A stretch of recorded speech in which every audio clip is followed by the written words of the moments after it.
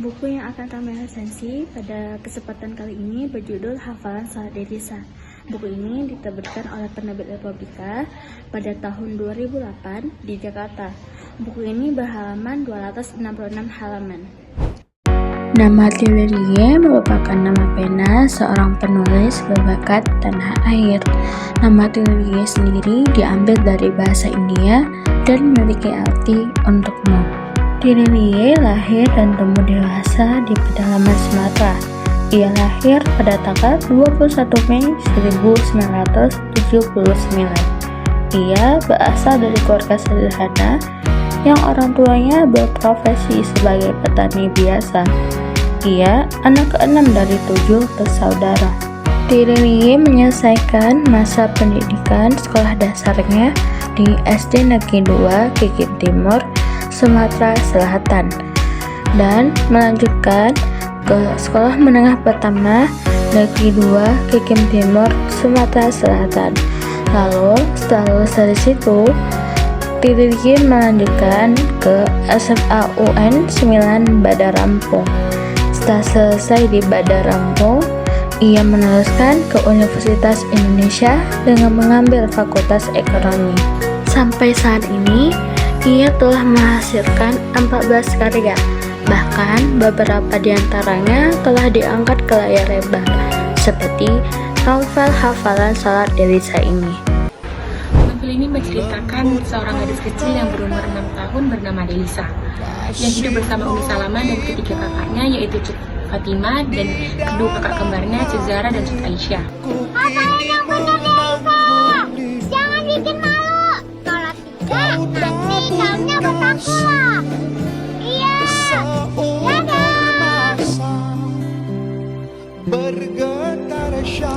Sementara abinya Usman bekerja di tanker perusahaan minyak internasional yang pulang setiap 3 bulan sekali untuk menjenguk keluarganya.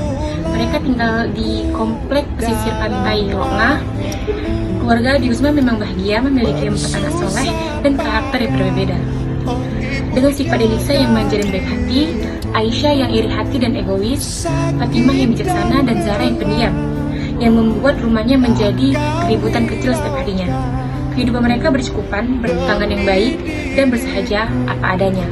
Selamat pagi, Kacang. Suatu hari, Umi dan Delisa pergi ke pasar Lokna untuk membeli kalung emas 2 gram di toko Kohacan sebagai hadiah ujian praktek hafalan sholat yang akan dilakukan Delisa untuk disetorkan kepada Bu Guru Nur. Abi juga akan memberikan hadiah berupa sepeda untuk Delisa. Hal itu membuat Delisa semakin bersemangat menghafal lafaz bacaan sholatnya. Pagi 26 Desember 2004 itu, Delisa akan melaksanakan ujian praktek hafalan sholatnya. Dengan raut wajah tegang, memucat, Delisa mengangkat tangan kecilnya yang gemetar. Allahu Akbar kabira, walhamdulillahi katsira. Lantai laut retak seketika. Gempa menjalar dengan kekuatan dahsyat. Vas bunga pecah menggores lengan Delisa. Gelombang itu bergetar menyapu Banda Aceh. Namun, sedetik berikutnya, sejuta air membucah keluar. Desiran dahsyat, ombak menggulung pesisir komplek Lokna. Anehnya, Delisa tetap khusyuk membaca lafaz sholatnya. Gelombang itu menghantam tubuh Delisa keras-keras, berpelanting, jauh menghantam tembok. Entah kemana Delisa terbawa dari ombak. Selama 6 hari, Delisa tak sadarkan diri. Dia ditemukan dengan keadaan yang sangat menyedihkan, mirip seperti mayat. Kini, Delisa dirawat di rumah sakit. Tak lagi terbaring di semak-semak belukar. Tak lagi meminum air hujan. Tak lagi kepanasan terkena sinar mentari. Delisa dirawat dengan banyak selang di tubuhnya. Kepalanya dipangkas dengan banyak luka jahitan, lebih dari 20 jahitan. Serta kaki yang telah membusuk terpaksa diamputasi. Tangannya diberi gips. Sungguh malang nasib gadis kecil itu. Walaupun itu, ia tak pernah mengeluh. Berkat data-data yang diberikan Suster Sophie, Delisa dapat bertemu dengan abinya. Ia menceritakan semua kondisinya tanpa ada raut wajah sedih. Abinya tidak menyangka Delisa lebih kuat menerima semuanya, menerima takdir yang telah diberikan oleh Allah. Delisa dan Abi memulai kembali kehidupan dari awal bersama, mulai menerima keadaan pahit yang telah diberikan mereka. Sejak saat itu, Delisa mulai memahami kata ikhlas. Ikhlas menghafal-hafalan sholat hanya karena Allah Subhanahu wa Ta'ala semata. Sore itu, Sabtu 21 Mei 2005, Delisa sedang mencuci tangannya di sungai. Ia terperangah ketika melihat kilauan cahaya dari semak belukar. Kilauan itu berwarna kuning, seperti seutai kalung. Hati Delisa bergetar, bukan karena ia melihat kalung itu berinisial D, tetapi hatinya bergetar ketika melihat sebuah kerangka manusia yang bersandarkan semak belukar menggenggam kalung emas itu. Itu uminya, Umi Salamah.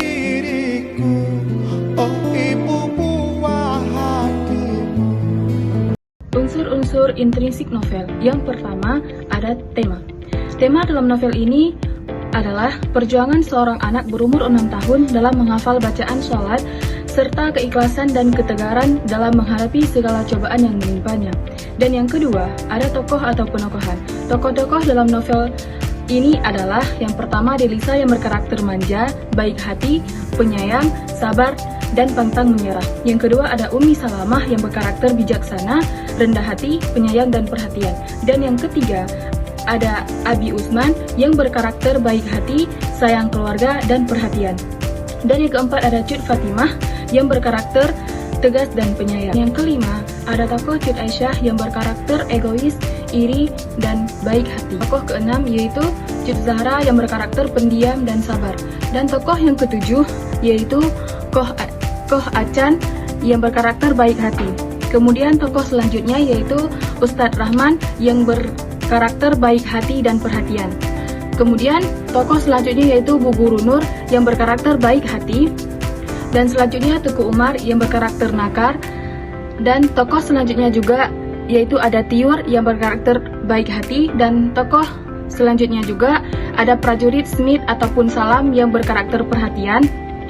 Tokoh selanjutnya ada Sersan Ahmed yang berkarakter tegas. Dan tokoh selanjutnya lagi ada Suster Sophie yang berkarakter baik hati dan penyayang. Dan tokoh yang terakhir adalah Kak Ubay yang berkarakter baik hati dan penyayang. Kemudian ada unsur yang kedua yaitu adalah setting. Setting dibagi menjadi latar tempat, waktu, dan suasana. Latar tempatnya yaitu pesisir pantai yang ada di Loknga. Kemudian yang kedua, rumah sakit kapal induk. Dan yang ketiga, kamar rawat. Dan yang keempat adalah hutan. Kemudian setting yang kedua adalah waktu. Waktunya di pagi hari, siang hari, malam hari, dan dini hari. Kemudian yang ketiga ada suasana. Suasananya itu senang, sedih, dan haru. Unsur selanjutnya adalah sudut pandang. Sudut pandang yang digunakan oleh penulis dalam novel ini yaitu sudut pandang orang ketiga. Hal ini dibuktikan oleh penulis yang selalu menyebut nama tokoh pemeran dalam novel ini. Kemudian unsur selanjutnya adalah alur. Dalam novel ini, alur digunakan adalah alur campuran ataupun maju mundur. Hal ini dapat dibuktikan ketika tokoh utama kembali mengingat ke masalah ataupun membayangkan saat-saat ia bersama keluarganya. Kemudian ada unsur selanjutnya yaitu gaya bahasa. Bahasa yang digunakan adalah bahasa sehari-hari dan bahasanya yang mudah dipahami. Kemudian unsur yang terakhir yaitu merupakan amanat. Amanat yang dapat diambil dari novel ini adalah setiap permasalahan pasti ada jalannya. Dan yang kedua, jangan mudah menyerah dengan keadaan, tetap bertahan, berjuang, dan tegak untuk menghadapi segala ujian. Kemudian yang terakhir adalah bersyukur dan tetap ikhlas dengan segala pemberian Allah Subhanahu wa Ta'ala. Unsur-unsur esensial yang terdapat di dalam novel ini yang pertama adalah nilai moral. Di sini terdapat nilai-nilai moral yang sangat kental, di mana kita dapat menganalisis dari keadaan sosial dan kegiatan masyarakat di daerah tersebut. Masyarakat di daerah tersebut sangatlah sopan. Mereka juga sangat mengutamakan nilai-nilai agama dan budaya Islam. Kemudian yang kedua adalah nilai agama.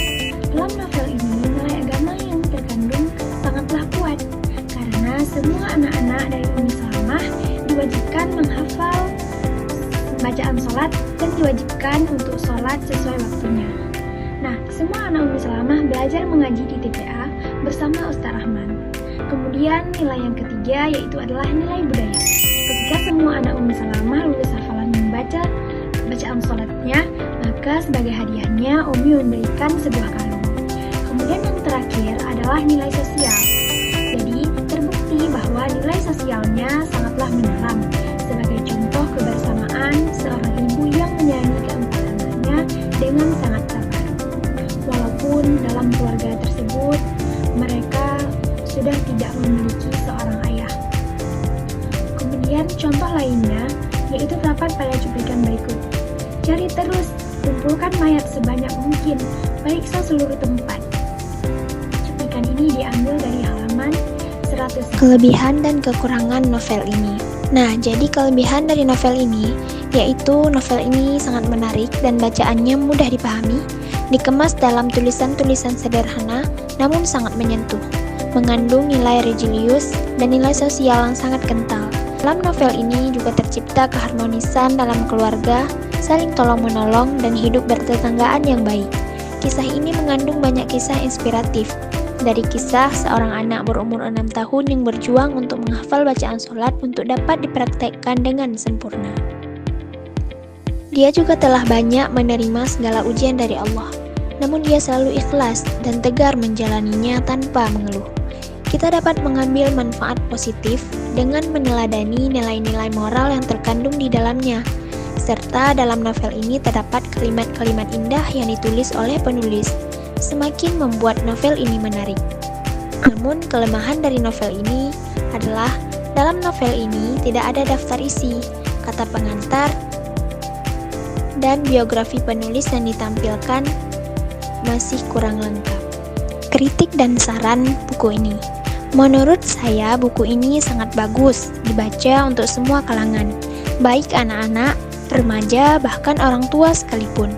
Pesan yang tersirat dalam novel ini memberikan banyak inspirasi bagi para pembacanya.